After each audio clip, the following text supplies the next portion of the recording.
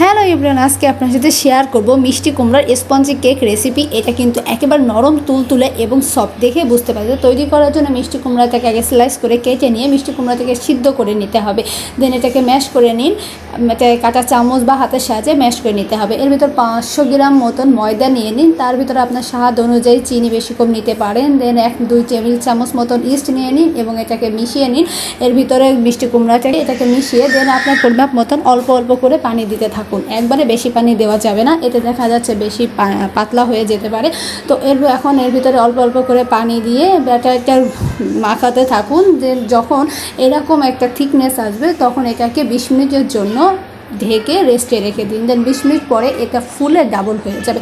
পানিটা কিন্তু উষ্ণ গরম পানি দিবেন, এতে ইস্টটা সজাগ হবে, না হলে কিন্তু ইস্টটা সজাগ হবে না। দেন এটাকে আরও কিছুটা নাড়িয়ে নিয়ে যে পাত্রে আপনি এটাকে তৈরি করবেন সেই পাত্রে হালকা করে তেল ব্রাশ করে নিতে হবে, এতে কেকটা সহজেই উঠে আসবে।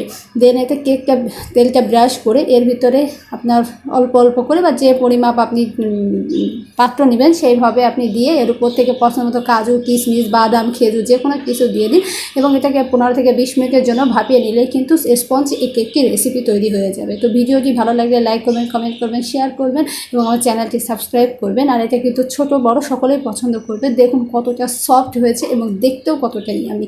এবং এটা ডিম বাদে এতটা স্পঞ্জি কেক রেসিপি হতে পারে সেটা কিন্তু এটা দেখলেই বোঝা যায়।